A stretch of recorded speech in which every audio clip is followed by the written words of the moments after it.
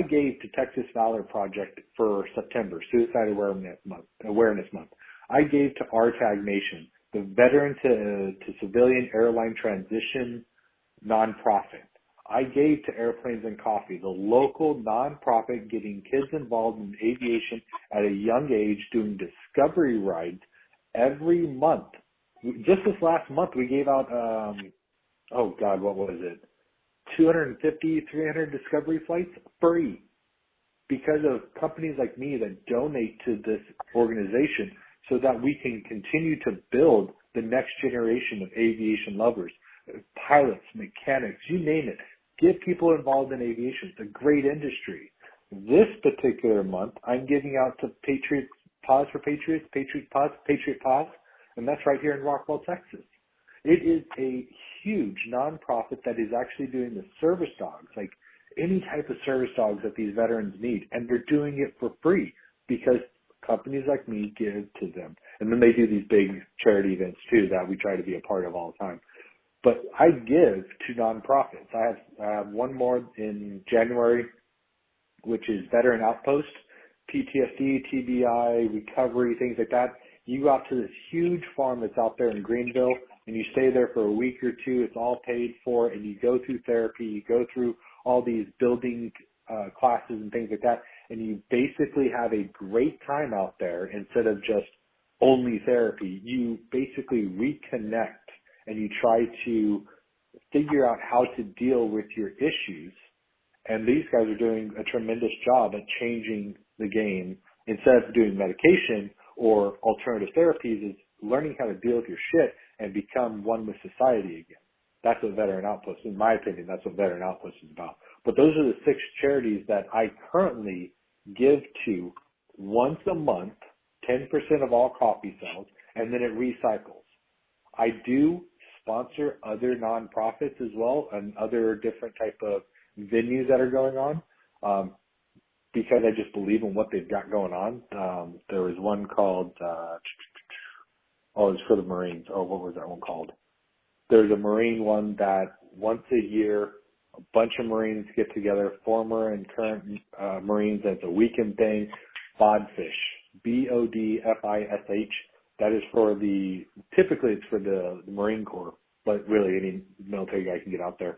But it's about the Marine Corps getting together with and doing camaraderie, just living out in nature for 3 or 4 days. And it's a lot of coffee drinking, it's a lot of boozing, it's a lot of bullshitting, but it's rebuilding that camaraderie and letting people know you're not here alone.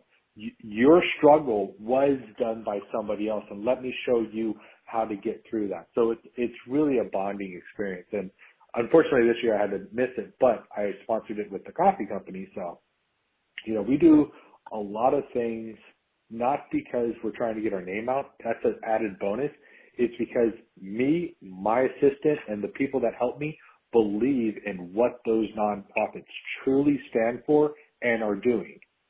And it's like 100% to the veteran. It's not 80%. It's not 20%. It's no offense to the big guy, the Wounded Warrior Projects, but they got caught with their hand in the cookie jar.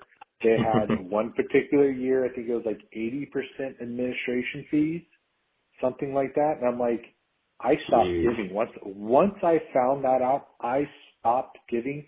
I try not to talk about them. I do apologize for throwing them underneath the bus. I know they went through a restructuring and fixed their financing, but how long were you guys taking so much money from the veterans for administrative, for salaries and things like that?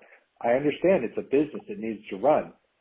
But at the exact same time, if you continue to go spend all the money and not truly help as many veterans as we can, then you're just scapegoating the system.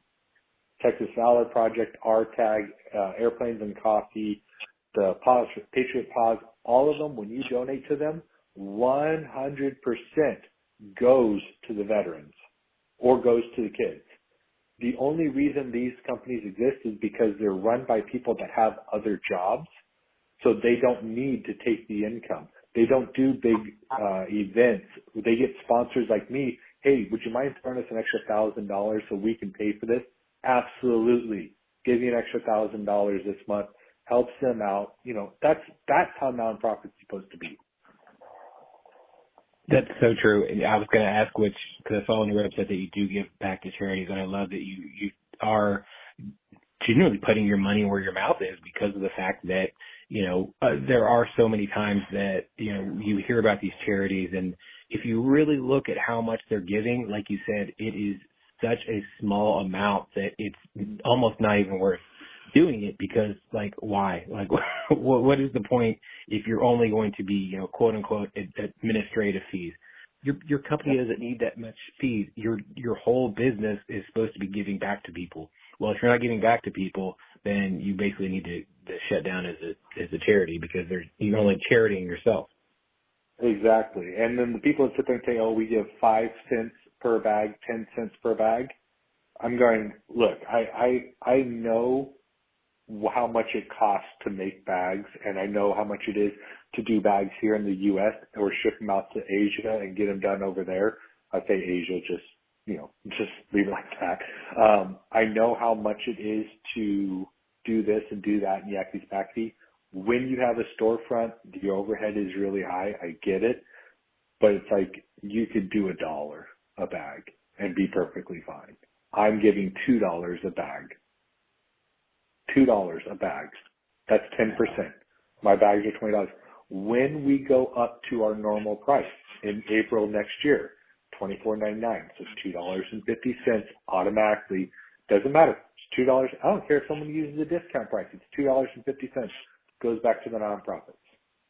It's already set up in the system. My CPA absolutely hates it, and he sits there and goes, man, you're giving away too much money. I'm going, I'm not here to become the Starbucks of the world, the Dunkin' Donuts or things like that, or the Dutch Brothers. I'm here to provide a better product and then give back. I'm trying to make sure that it's not just about me. It's about working together with other small businesses, working together with nonprofits so that they can do better to the veterans or to the kids or whatever it is. Listen, that mission, that entire thing, if it didn't work, why did I grow 942% in 6 months? Mm-hmm. Because it does work, because I'm doing it different than everybody else, and I'm doing it better for a reason. I'm putting better coffee in people's bellies that's giving them better energy, and then when they go try to do another brand, they go, damn, now I know what Josh is talking about. This is really astringent. This is really battery acid-like. I'm going to go back to his coffee. I have a review from Quint actually on the website. I believe it's under the El Salvador one. Yes, under El Salvador. If you scroll down, you'll find that even him, that's been drinking coffee for 40 years, went back to another brand after he ran out of mine, which happens to be not the S word, not the D word, but the B word. And it's another big coffee company that people blindly support that I don't agree with what they're doing. He went back to them. He bought one bag. He said, I had it one time and I'm done. He said, I'm not going back to it because it's nasty. It's nasty coffee. In lesser words. He didn't say that company's name. I happened to talk to Quint afterwards, and he said, yeah, this is what I went back to. This is what I normally like. And he goes, your coffee is tremendously better. And I was like, well, thank you, sir. That's awesome. Now, you said you didn't drink coffee until 2016. Yeah. How did you avoid it that long, especially being in the military the way you were? And then how did you then go from there to, I'm going to start my own coffee company? Natural energy. You still take caffeine, but I wasn't an energy drink guy either. But, I only took caffeine right before I worked out. Typically, I try to get my workouts in at 10 o'clock in the morning because that's when your cortisol is like the best, 10 to 11 o'clock. We can go down that rabbit hole. Let's not go down that way though. But so 10 o'clock is basically when I would take my pre-workout, go work out for an hour, hour and a half. And, so I'd have my caffeine for the day and that's all I would need. And then the weekends I wouldn't have caffeine at all. It's just natural energy. I became very dependent upon caffeine now. So if I don't have coffee, it's going to take me like a week, 2 weeks to, find that natural energy again. And this is for a lot of people. If you come off of caffeine, understand the withdrawals. There's nasty withdrawals for being on caffeine all the time. If you take a high amount of caffeine, a lot of pre-workouts, a lot of energy drinks, there's something called adrenal glands that sit on top of your kidneys. Those deplete. They turn really hard. They're supposed to be soft like a sponge. That's because your central nervous system, you continually dumped a lot of cortisol into your system. That comes from the adrenal glands, the fight and flight stress hormone. And the adrenal glands get shot. And it takes a very long time for those to rebuild, to re-soften. And so for like me, I'm not heavily dependent on caffeine, thank God, but I like my cup of coffee in the morning. I like my pre-workout. So when I don't take them, 4 or 5 days, sometimes it's 7 days before I can kind of function correctly without caffeine. And I encourage everybody to do this. Go figure out if you're caffeine tolerant or intolerant, should I say. If you wake up in the morning and you can't think straight for 24 hours, then you're caffeine intolerant. You need to back it off and then reintroduce caffeine slowly and watch how much better your body responds and try to keep it at that level. Don't go back up to the 500, 600, 700 milligrams of caffeine a day. And don't sit there and say you can't do it. You can. You're just going to sound, look, and feel like dog shit. It's the truth. I'm not going to hide this from anybody. I'll tell you guys right up front, that's how I've always been. I've always been a truthful guy with the information. I'm not going to market, if you will. I think there's I had a saying back in the day actually with marketing. Marketing is lying directly to your face. Advertising is basically lying behind your back. But I have to advertise, and I'm like, the only way I know how to present this is truthfully.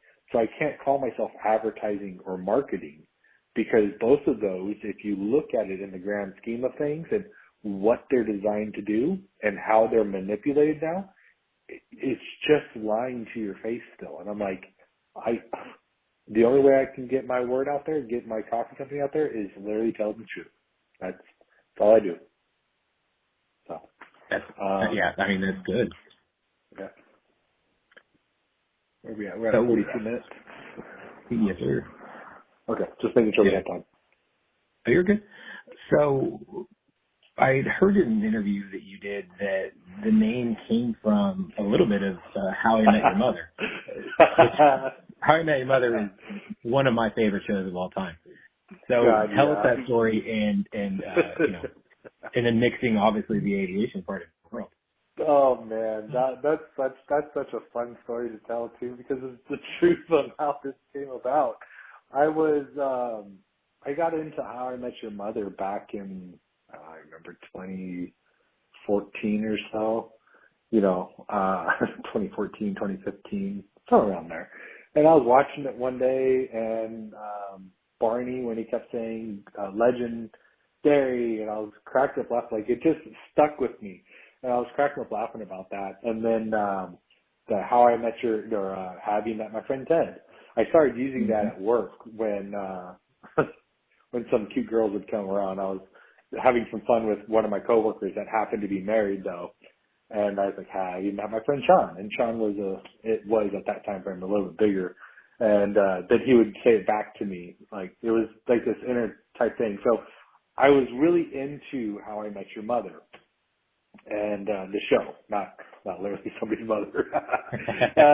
So I was talking to my buddy Dave, and I sat there and I was like, and I used that line, and then I was like, you know what? What happens if I took that and tied it in with aviation? So Legendary Aviation, I was like, coffee company. I was like, well, it was coffee roasters, believe it or not. It was Legendary Aviation Coffee Roasters. And that's really where I started this whole concept. And I went, but are people going to know if I put that out there and make it to where I'm selling coffee like this? Would they understand that? And so I did a lot of A/B testing. I went around town and I kept asking people, hey, if I sat there and said, I'm a coffee roaster, do you understand what that is? A lot of people didn't. But when I said I'm a coffee company, oh, where can I get your coffee? And I was like, okay, so I'm going to call myself Legendary Aviation Coffee Company.